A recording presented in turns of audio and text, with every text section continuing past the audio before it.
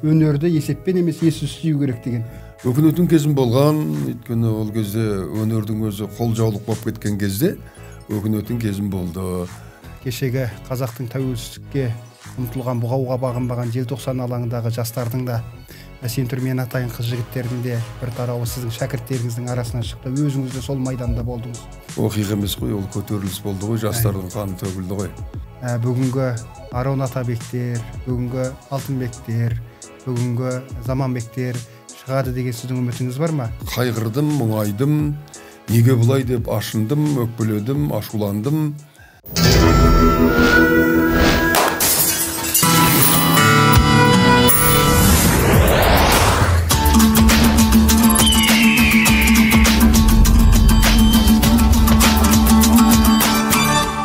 Кайырлуу күн аса кадырлуу құрметті көрөрмен. Бүгін міне Қазақ әлемі YouTube проекті сыр сұхбат алаңы тағы да өздеріңізге жол тартқалы отыр. Біз бүгін өткен күннің ой өзегіне талғажа боларлық тартымды әңгімелерді өздеріңізге ұсыну үшін белгілі Қазақстанның халық әртісі, кино және театр майталманы ұстаз профессор Тұңғышбай аға Жаманқұлов келіп отыр. Қош келдіңіз аға. Қош көрдік. Енді аға жақында ғана міне өзіңіздің 75 жас мерейтойыңызды күреп республиканың түкпір-түкпірінде өзіңіздің туған жеріңіз Таразда, біздің маңдаяқы табан теріңіз сіңген қара шаңырақта аталып өтті.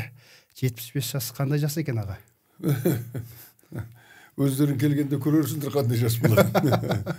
Артық кемшілік жоқ, штаға жоқ, Алланың берген жасын сүріп атырмыз ғой. Иә.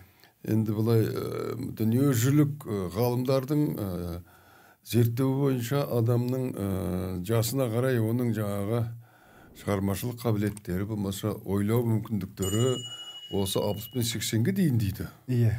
Жоғары шарықтау шегіне шығатын көрінеді. Иә. Енді кезінде біздің ата-бабамызда үлкен кісілерден көбіне көп ақыл сұраған ғой. Мынау Жапонияның киносы болған, Нарияма деген. 60-тан асқан әке шешесін таудың басы барып өлтіріп тастайтын, ит құсқа жем қылып. Қажетсіз қылып қалатын. Ондай құдайға шүкір біздің қазақта жоқ. Керісінше қазақтар 60-қа келгеннен ақыл сұра деп, үлкен жасқа келгендерді алдына өзінше бір меже қылып, ақыл көріп, сырласып, өткен өмірінен, болашақтан даған сияқты әртүрлі тәжірибелермен бөлісіп отырған ғой. Сондықтан бұл жас бір жақсы жастардың бірі деп айтады ғой. Енді мен де солай сезінемін, құдайға шүкір.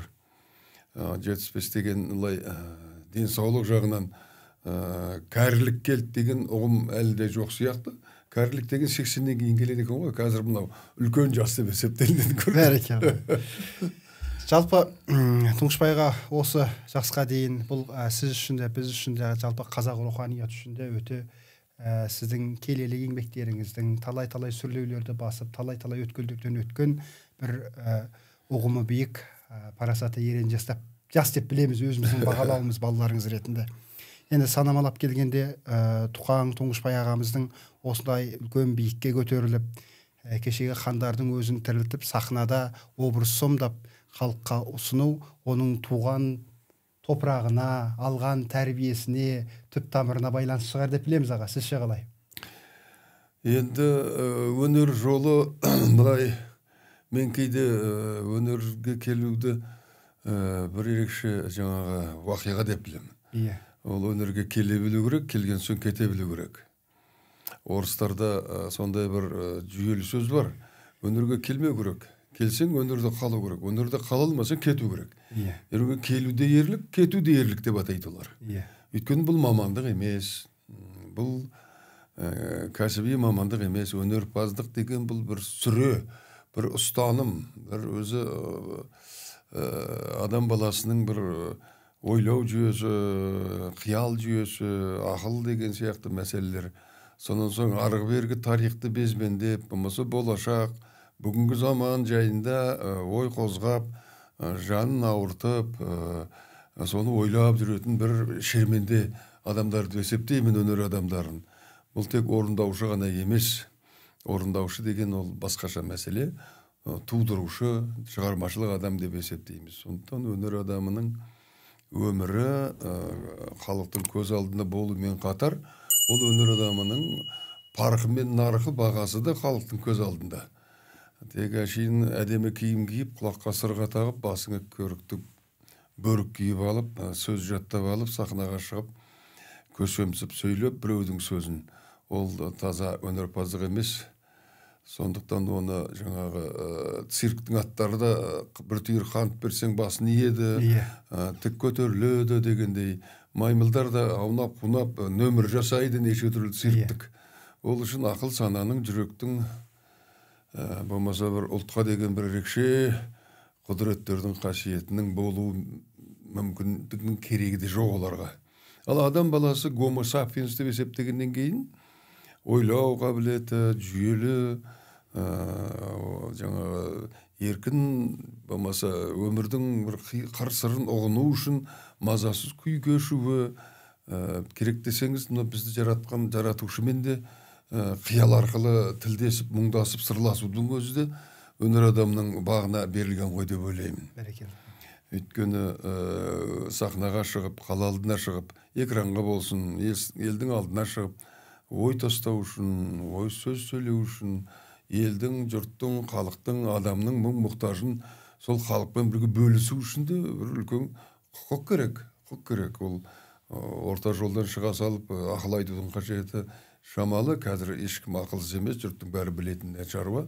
Бірақ сол миллиондаған халықтың тура үдесінен жан жеген жегінің дәл тақырыбын, нүктесін табу, бұл өнерпаздық шеберліктің, өнерпаздық жоғарыдан түскен назардың бір себебі деп ойлаймын. Соған байланысты да туған топырақтың айтарлықтай әсері болуы мүмкін ғой. Онсыз жарып шығу да мүмкін емес. Әрине ғой енді. Өзіңіздің аға жалпы өнер майталмандары, шәкірттері біздің арамызда әріптес ретінде даналыққа айналған бір жақсы сөзіңіз бар. Өнерді есеппен емес, ессіз сүю керек деген. Сол ессіз сүйгеніңіздің арқасында жұлдызды шәкірттеріңіз шыққанын білеміз. Талай-талай сүрлеуді бастан өткерсеңіз де талай-талай қиын-қыстау кезеңдерді кешіре отырып, содан қоғамға да өзіңізге де ықпал жасаған адамдардың айтарлықтай мына үлкен дүрбелеңге топқа қосылған кезде мейлінше қадағалау бар екенін, мейлінше тәртіпке бағынатындығын бір сәт санамызға түйеміз аға. Енді сіз ұстаз ретінде, режиссер ретінде, үлкен алдымыздағы аға тұлға актер ретіндегі бүгінгі жеңілістеріңіз бен жетістіктеріңіз санамалағанда қандай ойға келесіз? Адамның өмірі жеңіс пен жеңіліс санаудан тұрмайды ғой. Сағат деген жарықтық тоқтамайды. Абай Хакім айтқандай, сағаттың тықылдағы емес ермек деген өлеңі бар ғой. Сол сияқты сен қоя тұр дегенмен ол қоя тұрмайды. Таң атады, күн батады, өмір өтеді зуылдап. Сонда жел бозды желіп өтсең, өмірдің қас қағым сәтпен өте шығатыны да хақ. Енді қас қағым деп өмірді есептейтін, енді ақылды адамдарды қас қағымдар дейді. Енді одан кенді адамдарда ой өмір өтіп кетті ғой деп түс көргендей болды ғой деген әңгімеде болуы бек мүмкін. Қанша дегенмен адам баласына білімділік, зерттеушілік, бір нәрсенің үдесіне жету, апырмай ананы істесем, мынаны жасасам, мынадай нәрсе болса деген арманмен тұратын өмірде ылғи да үлгере алмай қаласың көп нәрсені. Сондықтан өмір қысқа әрине, бірақ жаратушы өзі осынша өмір өлшеп бергеннен кейін оны қысқа деп жүнжудің де қажеті жоқ.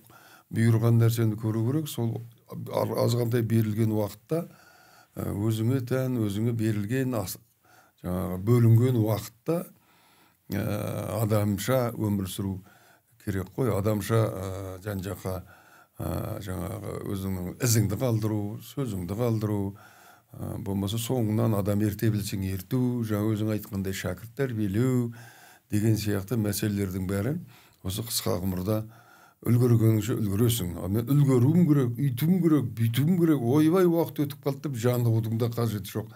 Әр нәрсенің өзінің уақытымен келеді деген қазақтың аталы сөз бар ғой.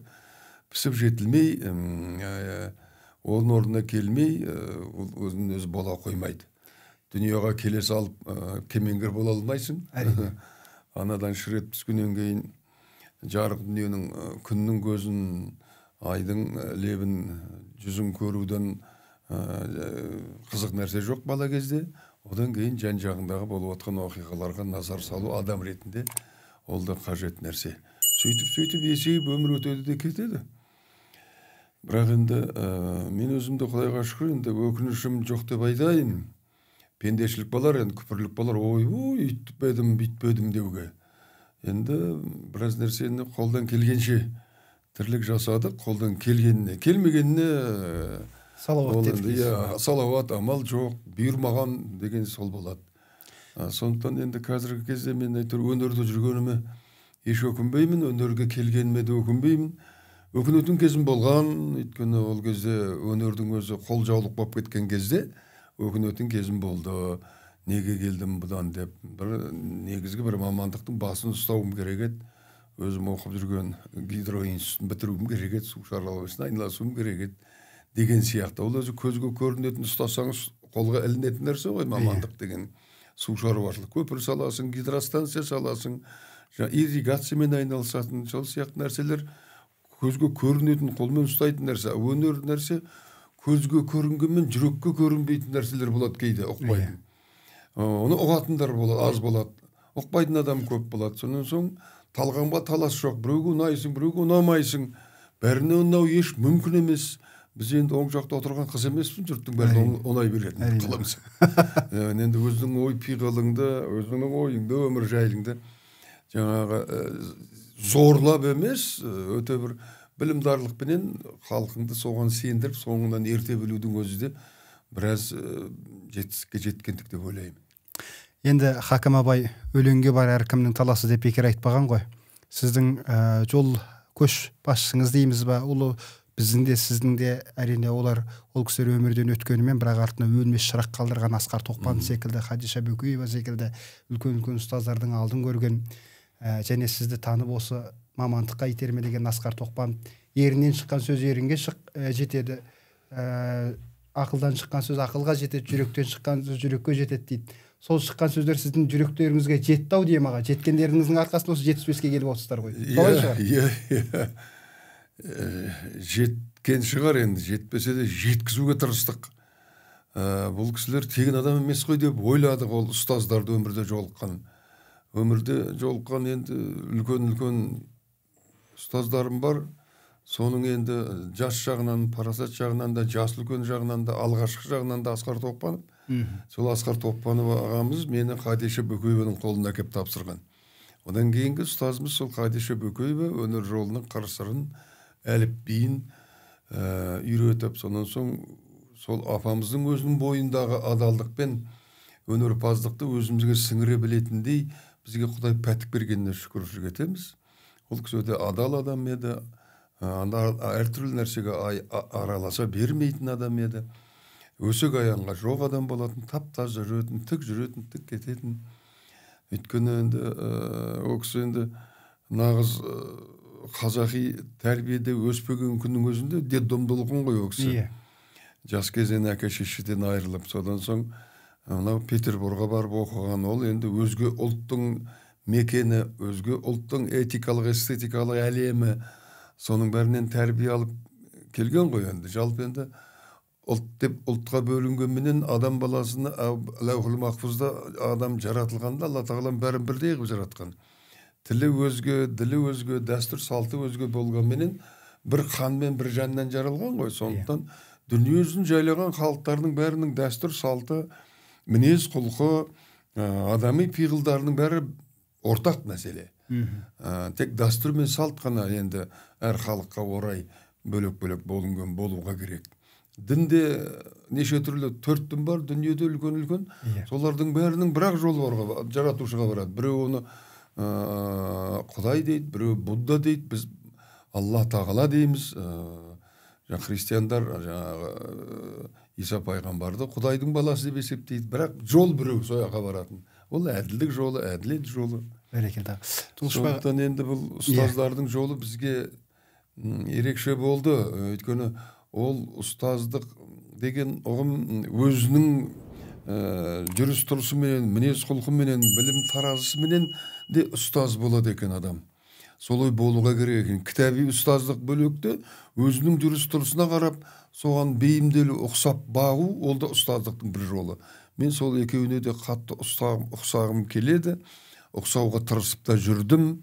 Не де болса ортадан дүңк өтіп шындықты айту Асқар Тоқпанов атам ұқсаса, жаңағы бәле жылыдың аулақ жүруге, көбіне өсек аяңға айналыспауға, әлгі күйкі тірліктен, пендешіліктен биік жүруге Қадишевымнан өзіме жұққан сияқты.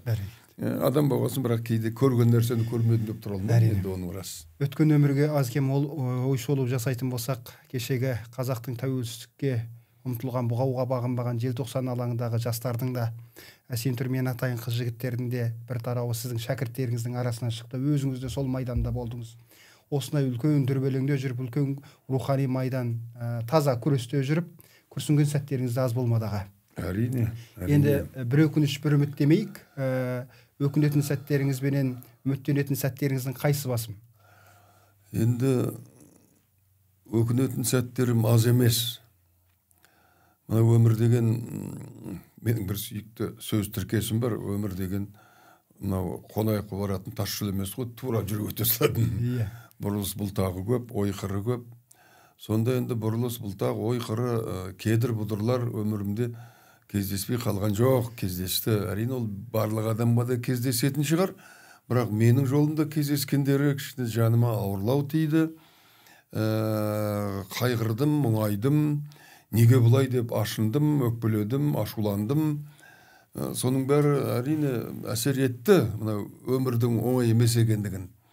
Жан-жақтағы әртүрлі адам бар болса, сол адамдардың ой пиғылдары да әртүрлі, сен жайлы ой пиғылдары әртүрлі, сенің ойлайтын кейбір мәселелерді де өзгеше ойлайтындығы әрине жаныңды ауыртады. Солармен келісудің өзі де дұрыс, ол да сол ойлайды, оныкі де дұрыс шығар деп ойлауға болады.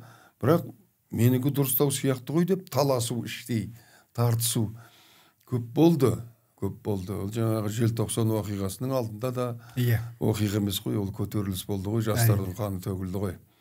Сонда менің оқытып жүрген балаларым қан ортасында болды, сотталып та кеткендер болды, институттан шығартып бергендер де болды, әйтеуір өйтіп-бүйтіп қайтып келгендер де болды.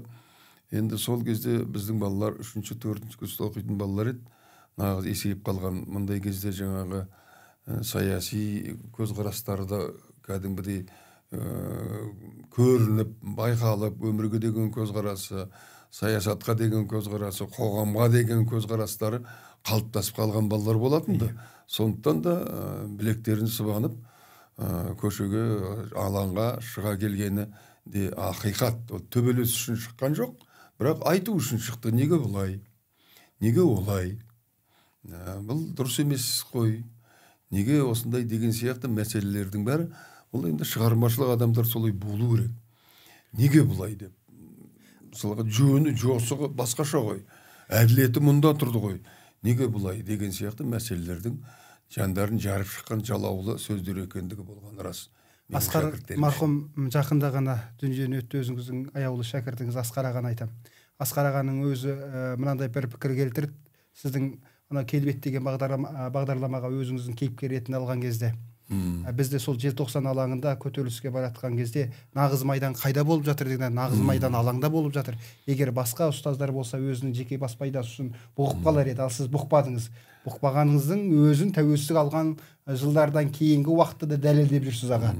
Енді тартымды әңгімені талғажау етіп арғалай сүбелі ойды ортаға салған күннің өзінде сіздің қазіргі бір ғана қырыңыз, жалпы қазақ, жалпы өнер саласының адамдары үлкен актер ретінде, режиссер ретінде біледі аға.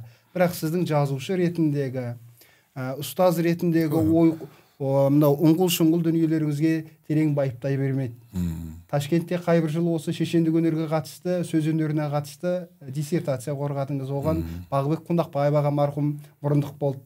Осы жайлы аз кем сөз қозғайықшы аға. Енді мен өнерге жаңа әптегенен келе қалмадым ғой. Енді ол жаңағы айфармай не деген өзінің былай мендегі күшті адам, осы мен өнерпаз болам деп келе қалғандарды мен онша қорқыңқырап айтам енді. Өйткені өнердің аулы, өнердің елі ойыншық емес екендігін кішкентайынан түсінген болуым керек.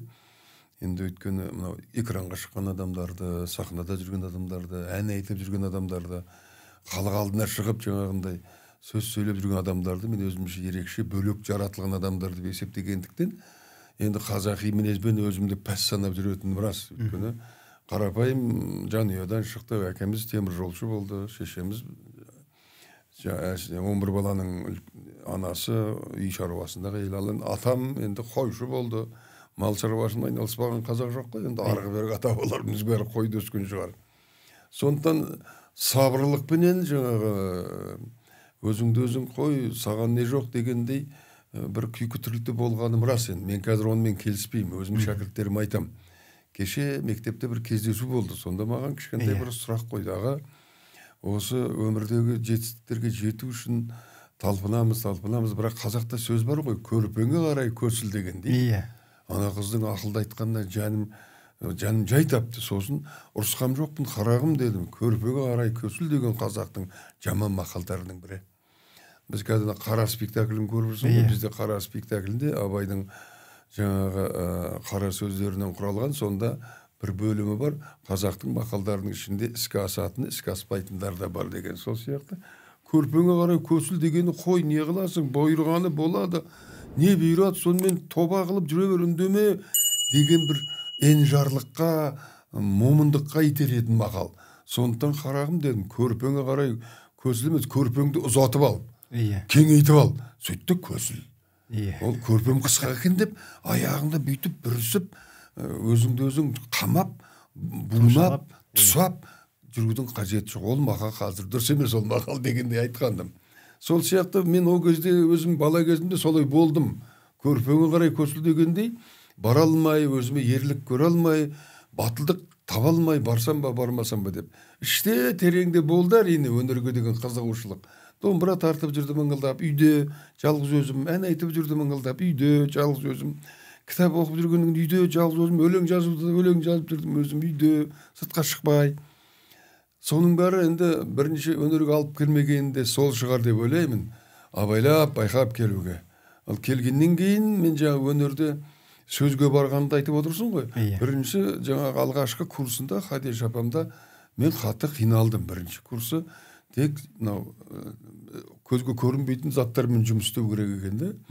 Енді оны мен көзге көрінбеген нәрсе мен қалай жұмыс істеймін? Есейіп қалғанмын, 21-ге келіп қалған кезім, Жамбылдың гидроинститутының 3-ші курсында оқып жүрген адам қалай мына бөтелкені бөтелке емес бомба деп қарауға сену керек. Апай, бұл бөтелке ғой, қалай бомба дейді. Сен соған дейді. Бір жыл бойы сенімге келу қиын болды. Соның соң екінші курста шығарсам ба деген ой болған болу керек апамда. Екінші курста сөзге келдік қой, сөзбен жұмыс істеу. Сөзбен жұмыс істеуге келгенде менің сарайым ашылып қоя берді. Содан бастап мен сөздің актерлық шеберлікке әсерін ұқтым.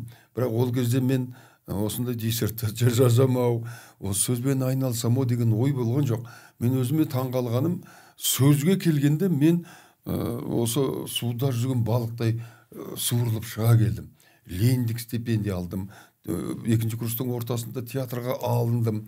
Тіпті кафедра көріп мені ойбай, мынау дайын актер болып қалған екен ғой деп мойындаған кездерде болды. Содан кейін барып келе өнер туралы енді біраз мақалалар жаза бастадым. Кейбір түсінбейтін, оқпайтын, келіспейтін нәрселерімді ақырындап мақалаға қоса бастадым. Соны көріп жүрген, оқып жүрген Бағбек ағамыз, ол кезде мен әжептәуір жетіп қалған кезім, киноларға түскенмін, Қазақстанның халық артисімін, халық білетін кез, тамашадан дүрілдеп тұрған кезім, халық жақсы білет. Сондай кезде жаңа мақалаларымды көріп, сол Бағбек ағай, сен осыны жазса, сенің қаламыңның қанаты бар екен, тіліңнің тотияйыны бар екен. Сен өзінің актерлық шеберлігің жайында ойланады екенсің деп. Енді ойланбай қалай болады? Ал ойланбайтындар бар деді. Сөз жаттап алып кете беретіндер бар. Енді басында мен де солай болдым ғой, жаттап алып шыға бердім ғой. Енді сен қазір содан өтіпсің ғой дейді. Жаттамайсың сен қазір. Мен жаттамайым дедім. Сен қазір сөзі сіңірем, өзімдікі болып кетеді. Мені осы жайлы жазсайшы деп итермеледі. Диссертация қорғады. Мен ұялдым. Қойшы аға, ұят емес пе? Енді Қазақстанның халық әртісімін. Енді бұған жетпей тұрғаны өнертану кандидаты болу керек. Жұрт күледі ғой аға деп қазақи тағы да мінезге басып қашқақтадым. Сонда Бағыбек ағаның маған қарап тұрып, Мырқымбай деді. Мырқымбай деген жақсы сөз болады. Мырқымбай, сен көрші деді. Өзің құдыққа түскеннен кейін өзіңнің қандай деңгейде жүргеніңді қазір түсінесің. Сен түйсікпенен ғана қазір сөздің қадірін біліп жүрсің. Түйсікпен ғана өнердің қыр-сырын ұғынып жүрсің. Ал енді мына ғылымға кірсең, ғылыми түрде зерделейсің. Сен өзің не істеп жүрген сонда шынайы ұғатын боласың деп кірістірді. Рас, кірістім де құдыққа түсіп кеттім. Түсіндім. Түйсік деген интуиция ғой енді. Интуициямен де біраз жерге шабуға болады. Әрине. Биіктіктерге, атақ даңққа, рөл жасауға. Ал енді түйсік ол бір күн алданасың, бір күн шет қаласың. Ал ғылыми негізделсең, сен ешқашан шалт баспайды екенсің. Сол ғылыми негізде өнер танудан сөз құдыретін, сөздің мәнерін, мәнін, иісін, түсін, салмағын деген сияқты мәселелерді зерттедім де, өзімнің керек десеңіз, мен әлі мақау екем ғой деп өзімді өзім кінәлаған кездерімде болды. Сондай жаңағы әйгірлікке жетіп жүрген актер болсам да.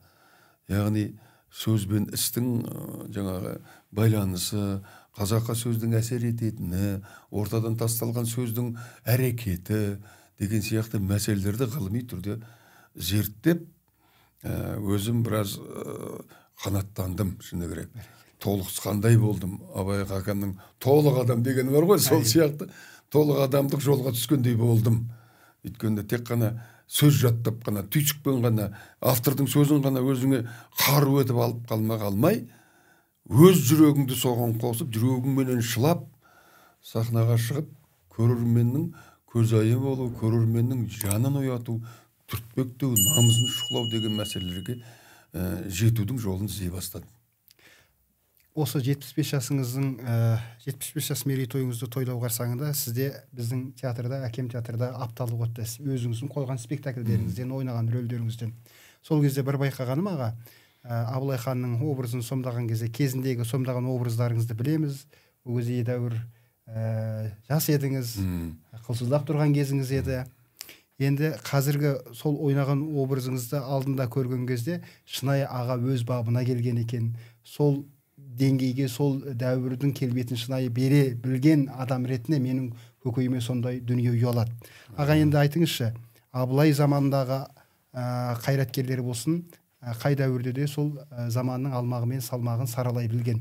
Ал бүгінгі күннің арзаны мен қымбаты кімнің еншісінде, кімнің қонышында жүр?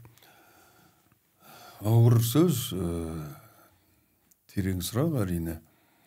Оның жауабы әртүрлі және ұзақ, әртүрлі тақырыптан, әр жақтан қаузап келіп жауап беруге болады. Ол әңгіме ұзарып кетеді. Енді сол Абылайдың ақырғы күндері спектаклінің төңірегінен ғана айтып отырсың ғой. Сондықтан Абылай ілуде бір адам ғой. Әрине. Қоғамға, заманға екі келмейтін деп қазақтар ондай сөз бекер айтпайды. Дүнияға екі келмейтін адам деп. Екі ешкімде келмейді, бірақ тура Абылайдай тағы біреу келсе екен деген ойдан туған ғой, екі келмейді деген. Сондықтан өзі замананың өзі кеу-кеулеп, қаупайлап, қыспақтап, сондай тұлғаларды алып келетін екен, алып келеді екен. Қазіргі біз онша мән бермей жүрген мынау Заманбектер, сол сияқты адамдар, өмірге екі келмейтін адамдар. Оны әртүрлі заманның неше түрлі жаңағы қалтарыс бұлтарысы, кедергілері, басына түскен нәубеттерінің бәрі езіп, ұрып соғып келеді де, суырылып ортаға тұлға пайда болады. Тұлға оңынан аузынан сөз шығатын, нағыз соңынан адам ертетін. Абылай сондай адам болған кезінде, енді бұны мен бір 15-20 жылдай бұрын ойнаған кезде сол 50-дің үстінде едім. Қазір 75 жасымда қайта ойнағанда өзің айтқандай дұрыс ерекше сезімде болдым. Өйткені Абылайдың өзі 72 жас жасаған адам. Сол 72-сінде жаңағы өзінің өткен өміріне Бұхарға екеуі жаңа саяхат жасап, өткен кеткенін, әттегенелерін, жасай алмағанын, болмаса жасар кезде жан жақтан болған кедергілердің бәрінің себеп салдарын іздеп екеуі үлкен ақыл айқасына түседі ғой, ақыл айқасына.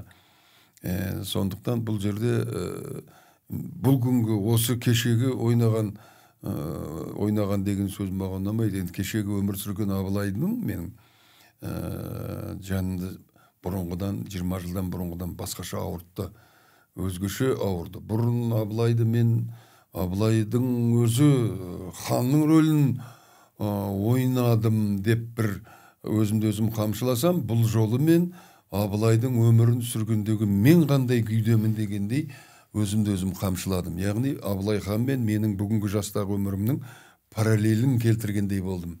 Параллель енді ол үшін Абылай хан болып туу да мүмкін емес, мен болып туу да мүмкін емес.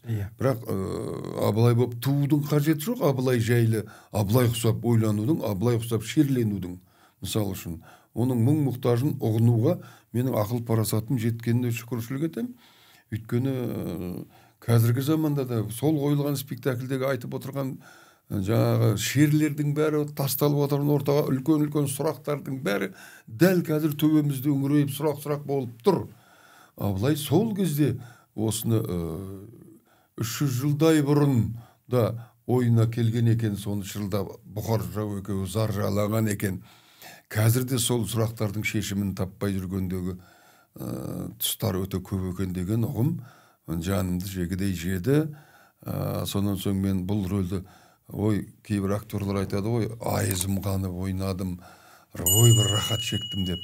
Жоқ, мен рахат шеккем жоқ. Айызым қанды деген басқа сөз. Мен рахат шеккем жоқ, азап шектім. Азап шектім де Абылайдың мұңы мен шерін, Бұхардың мұңы мен шерін, елі жайлы ойлаған запырандары менің ішіме түсіп кетті де мен азап шектім. Ол деген сөз қазір ондай емес, қазір бәрі құрды деген ойдан емес. Өмір жайлы ойланудың, қоғам жайлы ойланудың, қоғамға әсер етудің тұстарында адам баласының үстірт кетуге хақысы жоқ екендігі жайында түсінгендей болып шер төктім, азаптандым.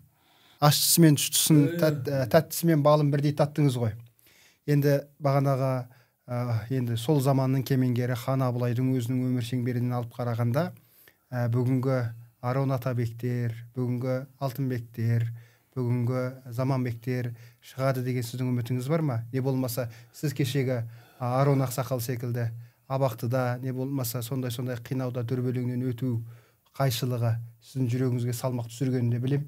Бірақ соны санамалап келгенде сол кедергіні, сол қалыптасқан үрдісті бұзып жарып шығатын азаматтардан қандай үміт күтесіз? Енді Абай хакімнің сөзі бар ғой, адамды заман билемек, замана оны илемек деп. Ол жігіттер жаңа сен атын атап отырған адамдар, замананың илеуіне түсіп кеткен адамдар, иленген, таяқ жеген, өлтірілген сөздің тоқетерін айтайықшы. Диірменнің ішіне түсіп кеткен адамдар. Айтуын айтты, я, зар жылады, аттан салды, атой салды, өлең жазды, сынбады, иілмеді, кешірім сұрамады. Сол сияқты нәрселердің бәрінен өтті, оның бәрі батырлық, оның бәрі батылдық. Сен неге ондай емессің деп, тура солар сияқты ойлап, солар сияқты мұң шегіп жүргендерге де кінә тағуға болмайды. Қазақта мақал бар, өлі арыстаннан тірі тышқан артық деп. Бірақ өмірдегі кептелістермен, өмірдегі әділетсіздіктермен тышқан болып та күресуге болмайды. Тышқан жеңіліп қалады. Арыстан болып күресіп, орға жығылуға тағда болмайды. Ақыл сараға салып, жол тауып, сол күресті жалғастыратындай жолменен күресуді жөндеп есептер едім мен. Бірақ олардың ешқандай жаңағында азаматтығын, батылдығын, батырлығын мен төменге өтпеймін, бағалаймын, сыйлаймын, өкінемін өмірдің өтіп кеткендеріне. Оның ішінде Болат Атабаев та бар. Бауырымыз. театрда жүргенде. Қатты айқасты, тіпті ерегесіп кетті. Бірақ айтуын айтып кетті, бірақ кетіп қалды ғой. Енді кетіп қалуыменен олар кейінгіге батырлықтың үлгісін көрсеткенменен кетіп қалаудың да үлгісін көрсетіп кетті. Яғни олар жеңді сөз жүзінде, іс жүзінде жеңе алмай кеткендігін үлгісін көрсетті. Әдеби көтеріңкі патриоттық сезіммен, ой, олар өлсе де батыр болып кетті деуден мен қазір аулақпын. Төлеген Тоқтаров сияқты барып амбразураға көкірегімді соғуды мен қаламаймын. Олай батыр болып қажеті жоқ. Өзінің кеудесін соққанша Төлеген Тоқтаров батыр ғой, аруағы риза болсын. Бірақ сол дзоттың алдына барып кеудесін тоспай басқа бір нәрсе тосып барып жеңу керек пе еді деген сияқты көбірек ойлаймын мен. Әлгі өлі арыстаннан тірі тышқан артық дегендей. Олардың осындай күреспенен, айқаспенен өмірден өтіп кетуі әділеттің орын алуын кешеуілдетті деп ойлаймын. Шындық, әділет әрине кешігіп жүреді. Бірақ олардың сол кеуделерін оққа түсіп, тосып, өтіп кетуі сол әділеттің орнауына кедергі болды. Түптің түбінде орнайды ау. Бірақ уақыт деген тоқтамайтын нәрсе ғой. Әрине. Оның арасында қаншам ұрпақтарды өтіп кетуі бек мүмкін. Міне біз орыс халқының боданында 300 жылдан астам өттік. Сонда осы бодандыққа қарсы тұрмаған адам болды, бірақ әлсіз болдық, соғыстық, үйттік, бүйттік, қырылдық, алаш арыстары қарсы шықты, үйтті, атылды, кетті. Соның өзінде 300 жыл бәрібір әділеттік орнамады ғой. 300 жылдың ішінде 4 ұрпақ па, 5 ұрпақ өтті дүниеден. Оның әрқайсысы әл ұрпақтың ойында бұл бекер, бұлай күресіп қажеті жоқ. Ойбай, арыстан айға шауып мерт болыпты, тыныш жүрейік, көрпеңе қарай көсіл, тыныш жүр, абай бол деген мақалдар шыға бастады. Тірі жүрейік деп, яғни тірі тышқан болуға мүмкіндік тастап кетті олар. Мына аға қазір ақшаң болса қалтаңда, талтаңдасаң талтаңда деген бұрыннан бері қалыптасып келе жатқан бір сөз бар. Жалпы талай таланттардың, қалталылардың дермененің ішіне кіріп кеткендерінде білеміз. Атын атап түсін түстемей қояйық.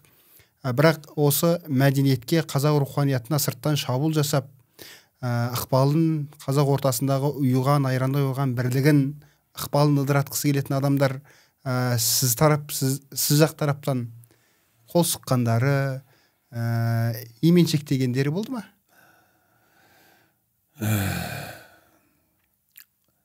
Болды ғой. Болды, қатарына алғылары келді. Сөздерін сөйлеткісі келді. Мен өзімді алып жүргісі келді орталарында портрет қылып, міне бізбен мына жігітті бізбен бірге дегендей. Мен енді жоқ, олай емес деп ерлік жасап, бармайым, сендер итсіңдер, күшіксіңдер деген жоқпын. Ол менің әлсіздігім емес. Ол менің жаңағы, не дейсіз әлгі, желге қарсы шаптырмаудың тәсілдері ғой. Замананың өзінің келе жатқан көші бар ғой, логикалық үрдісі. Философиялық тілмен айтқанда, мынау спираль деген болады. Спираль жүріп отыратын өмірдің өзгеруі, қоғамның қозғалуы, өсуі, дертуі. Оған қарсы тұрып, спираль тоқтата алмайсың бәрібір. Сондықтан олардың көбіне мен қасында жүргенмен олардың жаңағы қанына қосыла алмадым. Олар оны ұқты. Мақұл деймін, сыйласамын, сөйлесемін, шақырған жеріне барамын, қастарында боламын. Бірақ әлгіндей дырдуға, қиқуға солардың салып жүрген қалталылардың, басқалардың қосыла алмадым. Олар да білді менің қосыламайтынды. Сондықтан келе келіп орта жолда қалып қала бердім. Яғни дүние боққа қызығу әр адамда бар ғой. Өтірік айтпайықшы. Маған кедейлік жере бос сөз оның бәрі. Дүние боққа кім қызықпайды? тамағың тоқ болғаны, көйлегің көк болғаны кім қызықпайды. Бірақ соның соңында кетіп өзіңнің азаматтық жаңағы адамгершілік мінез құлқыңды пәс қылып аяққа табанға жығылудың жөнін білмедім мен. Олай болмады, жығыла алмадым. Оны ойламасам да жығылмадым. Ой, мен өйте алмаймын деп айтпасам да, менің өзімнің табиғатым, мінез құлқым соған алып барды, жығылмайтындай. Бұрылып кететін жерде бұрылып кеттім. Ой, бұл дұрыс емес қой дедім, кетіп қалып жүрдім. Яғни қалталылардың көбі мені пайдаланғысы келді. Пайдаланған кездерде болған болар. Бірақ оларды мен кейбір қалталылардың өзін пайдаландым. Өзім пайдаланғаным өнерге қарай бұрдым бәрін. Өзің білесің, театрға 9 жылдай директор болғанда, тек ақша жоқ кезде ғой, 90 жылдар әбден қирап қалған, қурап қалған кезде, сол қалталыларды менің өнерімді сыйлайтындығын, менің әнімді, менің көңіл күйімді бағалайтындарды мен пайдаланып театрға көбін бұрдым. Театрға ремонт жасаттым, спонсор жасаттырдым, актерларға жаңағы азда болса сый-сияпат жасаттыруға көмектерін алдым. Болмаса кейбір жігіттерге сендер қастарыңда болайық, бірақ біздің жігіттер күйсіз жүр деп ұяп беріп келуге де кездестірдік. Соның үшеуі үйлі болды, оны білесің. Қажыгелдин деген кісі партияға кіреміз деп кірсек кірейік, бірақ үй беріңдерші көрейік деп 3 актерға үй әпердік, Болат Атабаев екеуміз. Ондай да болды. Соны әкімдерге кіріп жүріп, сен жақсысың деп, жыл сайын 2-3 пәтер алып жүрдік, ремонттатып жүрдік. Яғни керісінше мен олардың қалталарын өнерге бұлай бұруға себеп болдым. Бірақ өзім ол қатарға, ол көкпарға қосылмай қалдым. Бәрекелді.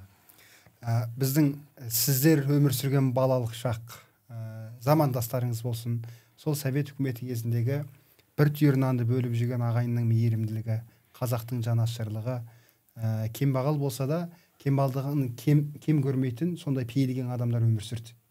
Қазіргі мынау рухани мүгедектік дейміз ба, жан жылуын бере алмайтын адамдар көп. Осындай адамдардың пайда болу шоғыры себебі неден іздейсіз аға? Өзің айтқандай, біздің балалық шағымыз кімді көрсең бәрі дос, Абай хакім айтқандай. Солай еді ғой. Біз оп-оңай оның әкесінің, шешесінің кім екенін білмей, көңіліміз жақ болса, қол алып, келші екеуміз дос болайықшы дейтін біз бала көңілмен. Яғни тура сол кезде ілкі балалық жүрекпенен екеуміздің, сол баламен екеуміздің табиғи ұстанымымыздың бірдей екендігін сезгенден дос болайықшы деп қол алысатынбыз. Яғни ол жерде оның байлығына, кедейлігіне қарамайтын едік. Яғни оғым билігі, ойлау бірлігі, жас кезіндегідей нәрселер біріктіретін еді. Кейін енді дос болудың түрлері болды, себеп салдары болды, кіммен дос болу керектігін білу керек болды дегендей. Енді мен Құдайға шүкір өнерде далада қалғам жоқ, аты жөнім қатты шығып жүрді. Байқасаң менде шенеуніктерден ешкім дос болған жоқ, бірақ бәрі сыйлады. Заманбек дос болды, бірақ Заманбектен мен марқұмнан бірнеңе алу үшін дос болғам жоқ. Тұлғалық үшін, мәрттік үшін, жігіттік үшін, қазақилық үшін осы дос болғым келіп жүрді. Дос болып мен күнде кешке дастархандарда отырып, анда барып, мұнда барып дегендей, жігітшілікпен айтқанда қыздарға барып, ондай болған емес. Рухани әдемі достық болды. Ол менен 4-5 жас үлкендігі бар. Сондықтан ондай достық сол ғана болды. Кейінгі шенеуніктер мені керісінше жолатпады. Өйткені менің жаңағы тереңге кете алмайтындығы бәлкім, олармен бірге ұрлық жасай алмайтындығым бәлкім, олардың жасап жүрген қырыс мінезін көрмей көз жұмып қала алмайтынымды бәлкім сезген болар. Ал менің кейбір құрдастарым сол шенеуніктердің достығыменен талай биіктікке жеткендерді өмір көрсетіп отыр. Білесіңдер, атақ даңққа ие болды, марапатқа ие болды, байлыққа да ие болды, бизнесте жасап берген менің қатарластарым бар, сол шенеуніктердің арқасында. Бірақ ол шенеуніктер оларға ешқашан өнер жасап бере алмайды ғой.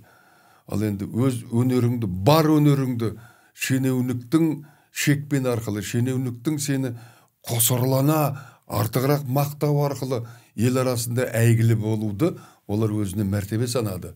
Мен олай жасағам жоқ. Әрине мен кет деп олардың кеудесін итергем жоқ.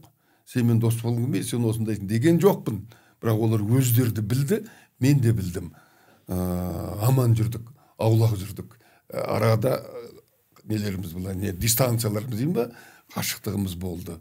Былай да былай мен өнер адам ретінде сыйлайды, түке дейді.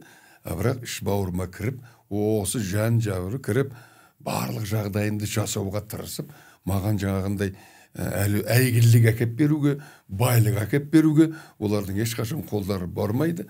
Барғанда емес, мен де барғызбаста едім бәлкім. Бәрекелді.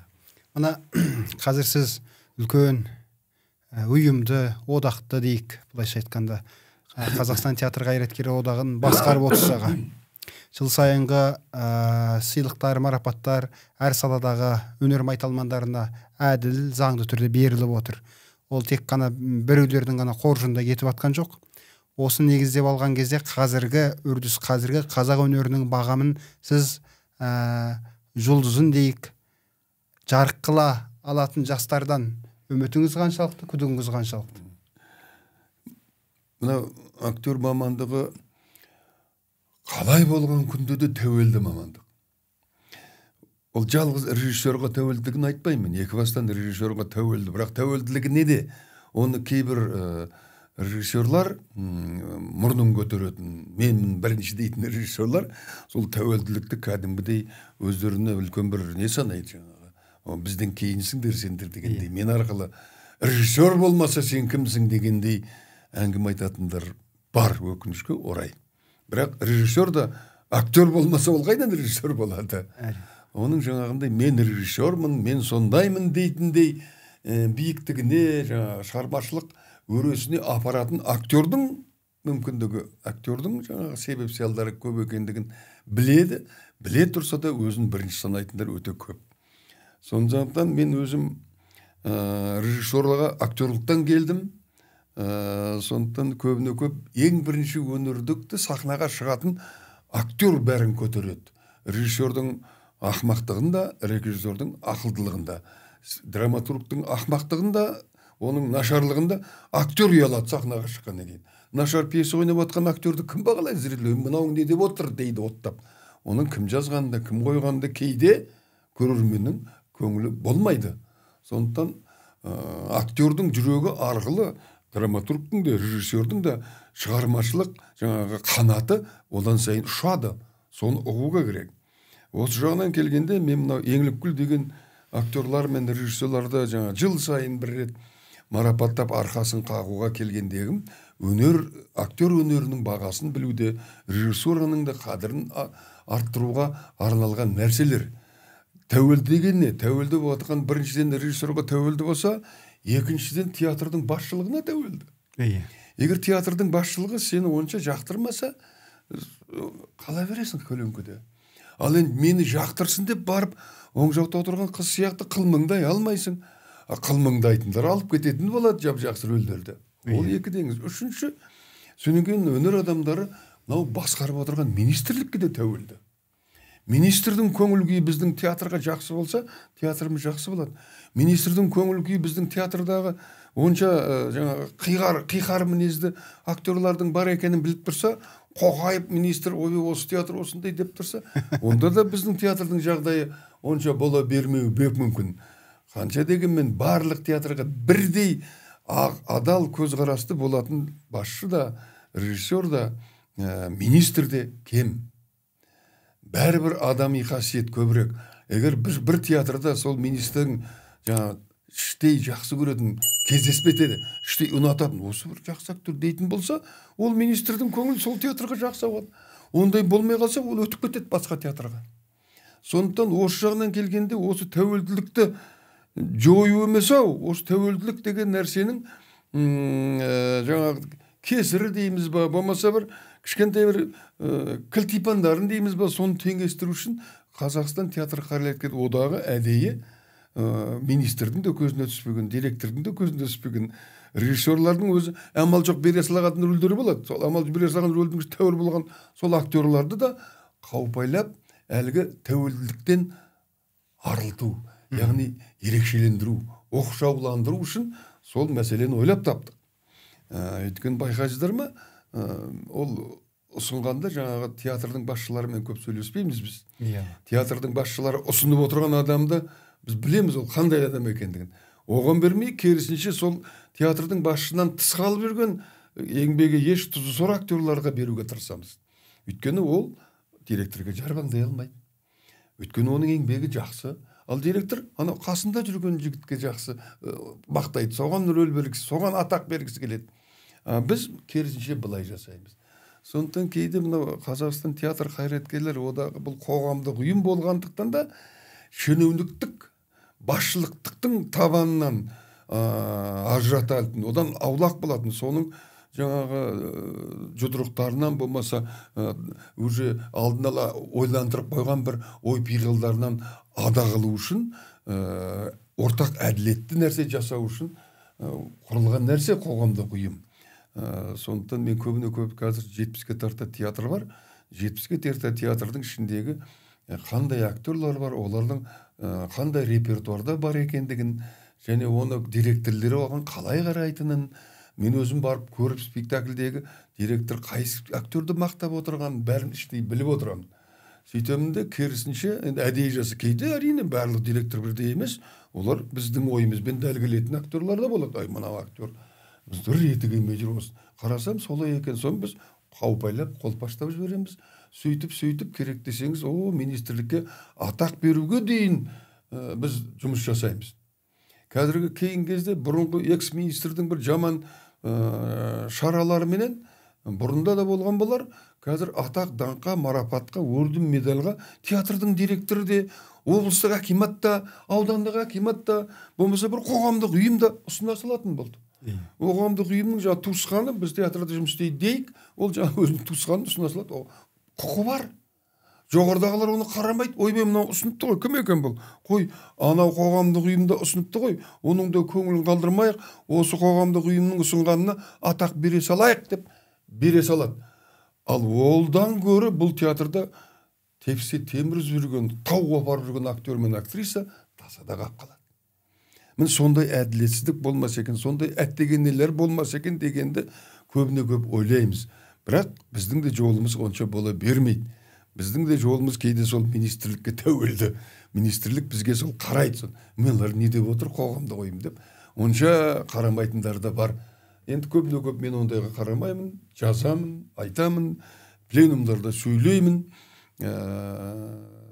Министрлік пен театрдың басшылығы жоғарыдан тағайындалатын адамдар. Олар жоғарыдан айтқан адамдарының айтқанын істейтін адамдар. Қоғамдық ұйым ешкімнің айтқанын істемейді, жүрегінің айтқанын істейді. Өнерге керек адамның, өнердің нағыз адамының жағдайын ойлауды ойлайды. Бәрекелді. Мына өнерге келудің өзі адамның табиғатындағы ірі сұлулықтан болса, сұлулықтың өзі түр-түрге бөлінеді аға. Сіз алғаш ғашық болып, алғаш етене өмірге араласып бастаған кездегі өнерменен сұлулық егіз болып, махаббатқа бөлеген алғашқы махаббаттарыңыз туралы ойды ортаға салсаңыз болады. Өйткені бұл ашық әңгіме аға. Тірі жан болған соң сен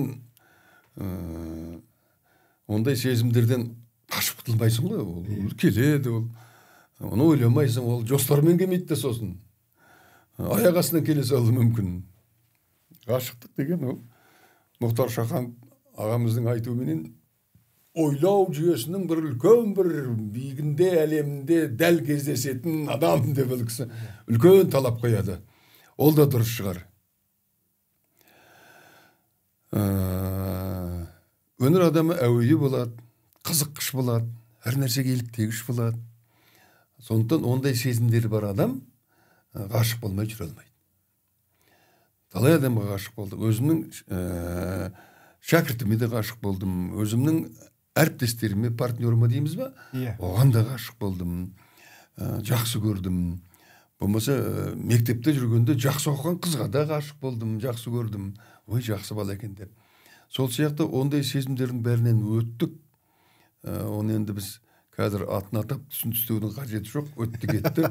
Мен үшін өкініш, олар үшін де өкініш. Әттеген-ай деп қаласың ғой. Сондықтан мысалы енді мен Қарагөзді ойнадым да, Қарагөзде сырымды ойнадым да, сырымда Қарагөзді сол мен ойнаған спектакльде Әзекең Мәмбетов қойған Фарида Шарипа апам ойнады Қарагөзді. Менен 20 жас үлкен.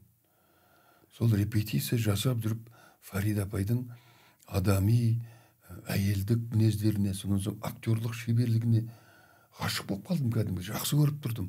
Апамды іздегім келіп тұрады, жаңағы көргім келіп тұратын. Сол бұл да бір ерекше ғашықтық.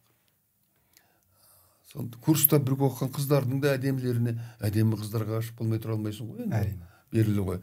Осы сондықтан ал енді мен көбіне көп өзімнің көңілім кеткен қыздарға барып бас салып, мен сені жақсы көрем деп айта алмай кеткен қанша адам бар десейші. Айта алмай кеткен. Консерваторияда актерлік шеберлікті оқып жүрдік. Мен ересекте болып келдім ғой енді, жігіт болып қалған кезім, мұртым тебіндеп қалған кез. Оңды солды танитын кезіміз, біздің курсымызда сол 6 қыз ба, 7 қыз болды. Жігіттері 12 ма, сондай болдық, оннан астам. Ал енді консерваторияда музыка маманында, пианинода, әншілікте, басқа да тағы домбырада неше түрлі әдемі қыздар болды. Соның ішінде бір пианинодан оқитын бір қызға жаман ғашық болдым. Сырттай, жоқ, қасына жақындай алмаймыз. Анадайдан тұрады ол қыздармен сөйлесіп. Бір әдемі қыз, құдай-ай, мынау қыз кім екен? Сол пысықсынып, кейбір жігіттерге, анаған айтшы, мен жақсы көріп жүрмін деп айта алмадым соны. Со бойы кетті ол қыз. Со бойы өтті, кетті. Аты әлімге есімде, өте жақсы оқитын. Соның консерваторияда мен Лениндік стипендия алдым, менің суретім ілулі тұратын, залда Лениндік. Ол жағында екіні, оның да суреті ілулі тұратын, әдемі қыз пианист. О да өтті, кетті. Өкініш, бұл менің мүмкін ынжықтығым шығар. Бас салу керек еді, кім біледі, бірақ амал жоқ. Мәселенің төңірегін одан да іздемеу керек шығар. Ол қазақы ұяң тәрбиеден де болуы мүмкін. Өйткені сіздердің өскен заман қыздардың қолын ұстағанның өзі қандай бақыт еді. Қазір кірес, қазіргі күнде көзіңді бақырайтып қойып, неше түрлі бетке шіркеу келетін дүниелерді жасап жатқан қыз жігіттерді білеміз. Енді аға, сіз Құдайға шүкір абыздық, ақсақалдық жасқа жеткеннен кейін өзіңіздің қаныңыздан жаралған перзенттеріңіз өз сіздің жолыңызды қуғандар бар ма? Жалпы отбасына қандай ата, қандай әкемін деп ойлайсыз? Менде 6 бала, 6 немере бар, Құдайға шүкір. Енді өнерге жақындар болды. Қазіргі Мәскеуде бітіріп келген Бауман атындағы жоғарғы техникалық вузды бітіріп келді. Ұлым Дария, екеуміздің үлкен ұлымыз. Ол домбыра тартты, құмар болды, қазақи киім киіп домбыра тартып сахнаға мектепте шығарады. Соған құмар болды. Бірақ маған айта алмады. Өйткені менің естіп жүрген әңгімелері өнердегі әділетсіздікті көп көргендіктен, ондай нәрсені көбіне көп айта бермейтін, және бұл неге керек? Бұл өнер қор болды ғой, қылғып қойды ғой бізді, артистерді адам санамайтын болды ғой деген әңгіме болады ғой де. Соны біліп жүріп, маған айта алмады, папа мен болам деп. Кейін екінші ұлым бар қазір. Ол қазір неде оқиды? Асфендияров атындағы медицина университетінде тіс дәрігерінде оқиды. Өзі кішкентайынан тісінен кішкене қиыншылық көріп өсіп еді. Соны мен айтты, ол қазір кино дегенді өте жақсы көреді. Мен білмейтін нәрсені бәрін біледі. Қай актер Оскардың мүші алды, қай актер Оскарлыққа ұсынылды, ол неге өтпей қалды, оның қандай рөлі бар, Оскардан басқа да приздар бар, соның бәріне қашан болады, кім ұсынды, оның режиссері кім, Квентин Тарантиноның мынадай фильмі шығыпты деген сияқты бәрін жатқа білгенде мен арты жатқа, мен білмеймін оны. Құмар. Бірақ мен айттым, балам, біздің қазақ елінде әзір өнердің бағасы кем. Сен ертең режиссер болғанменен фильм ала алмай қор боласың. Үлкен байланыстар бар жоғардан. сен ала алмай жүресің де уақытың өмірін өткізіп аласың. Одан да бір мамандықтың тізгінін ұста деп тістерге ақы тістен қорлық көрдің ғой кішкентайыңнан. Тіс дәрігеріне түс деп соған оқуға түсті. Қазір сонда оқып жатыр. Бірақ меселін қайтармай айтамын, бітіріп ал, тіс дәрігері болып ал, сосын өзің маман болғаннан кейін қолың тигенде кино түсіресің бе, әне айтып кетесің бе, оны өзің білесің дегендей қылып отырмын. Қызым кішкентай, дауысы керемет, әншілігі, бірақ әлі ол 11-ші сыныпта оқиды, былай бүйтіп жүр. Доктор бол дейміз біз оған, ол қызым болғысы келмейді. Суретке құмар, сурет салып сұмдық биіктіктерге жетті. Енді ондан да жеріді, спортпен да айналысты, тенниспенен, одан да жеріді. Енді қазір ән айтып жүр, даусын қарап жүр. Енді қайсын тоқтарын бір Алла біледі. Мен қызыма енді сен өйтпе бүйтпе дей алмаймын, қыздың аты қыз. Аға, енді біраз жерге кеп қалдық. Әңгімеміздің тоқетер түйінін айтатын. Жалпы қазіргі күнде Тұңғышбай Жаманқұлов ел ағасы болып қалған жаста, алдымыздағы үлкен толқын ағалардың ішіндегі өзіміз аға тұтатын, абыз тұтатын ақсақалымыз ретінде үнемі қолшылық жасап айтатын сөзіңіз бар ма қазақ сөз өнерінен? Енді уайымдайтын менде қазір көп нәрсе бар шығар, бірақ ең басты жанды ауыртатын осы қанталап тұрған уайым осы қазақи құндылық, қазақи тәлім тәрбие, қазақи дәстүр, қазақи тіл. Өйткені өзім балаларымды күнде көріп ғой, 6 баламды 6-ауында қазақша оқыттым, немерелерді қазақша оқып жатыр, бірақ тез орысша шығып кетеді. Кейбір немерелерім орысша кетіп қалды. Қолдан шығып кеткеннен әке-шешесі бөлек қояды. Орысша сөйлейді, мен олармен көбіне сөйлеспеймін. Қазір орысша бірдеңе десе, мен сөйлеспеймін деймін. Үйрен деп. Соның өзі үлкен уайымға қарай итереді. Кеше мектепте айттым ғой, жаңа кездесуге бардық, Дулыға екеуміз. Мектептің алдына кіре берген кезде алдымыздан бір апай, енді менен кіші шығар, енді немересін барып келе жатыр екен мектепте. Соткамен шығып келе жатып, бізге қарамайды, сөйтмейді, орысша сөйлеп келе жатыр. Қазақ мектептен шығып, қазақ апам, менің қарындасым бекен, құрдасым бекен, қазақ мектебінен қазақ немересін алып келе жатып, орысша телефонмен сөйлесіп келе жатыр. Сосын мен жыным ұстағандай болды, енді жын дегенде жын емес қой. Сосын айғайлап, жаңа қасымда келе жатқан мұғалімдерге, бұл не орыс мектебі ме дедім. Әдейі естіртіп ана. Жоқ, апай, қазақ мектебі ғой. Ана орысша сөйлеп барады, ана кісі қайырылмай кетіп қалды. Жанымда ауыртты да, сол жердегі әңгімемнің, кездесудің нобайы тек тіл, ұлттық тәрбие, ұлттық қан, ана тілі, ананың ақ сүйі сүті, әкенің қаны деген әңгімеге ойысып кетті. Бұл оқшаулану емес, бұл өзгелерді тәрк етіп, өзге ұлтты, өзге дінді, өзге тілді тәрк ету емес. Бұл өз тіліміздің құрып бара жатқан атой салу соған. Тіл құрыса ұлт та құрыйды ғой. Әрине. Ұлт құрғасын біттік қой. Иванов Сергей Петров болып кетеміз ғой, мынау Горно-Алтайский, даже мемлекетте емес, қалыңдықтар демейді, Горно-Алтайский дейді. Сидоров Петров. Біздер ертең Сидоров Петров Иванов болып кетпес ме, кімге біл? Өзі қазақ деген онсыз да еліктегіш халықпыз. Қит етсе өзге ұлттың несін ала қоямыз осы құмартып. Өзбекке жақын елде тұрамын мен, ол Жамбыл облысында.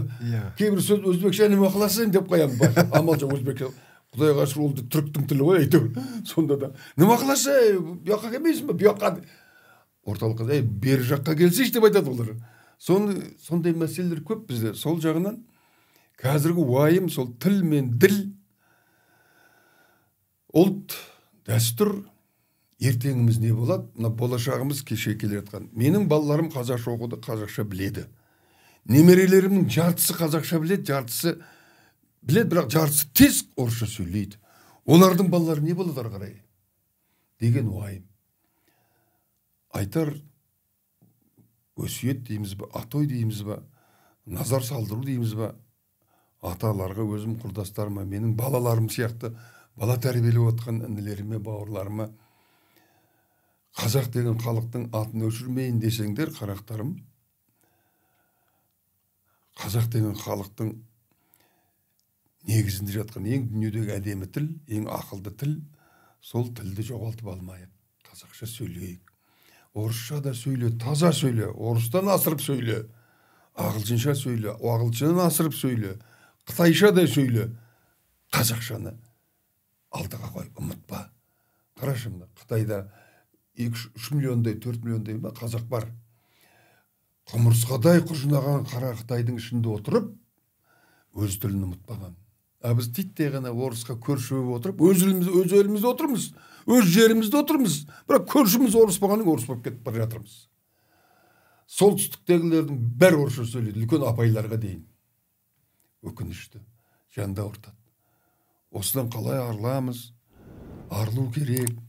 Ол үшін театрға көп келсін, кітап көп оқысын, радио тыңдасын, теледидардан қазақи хабарларды көрсін.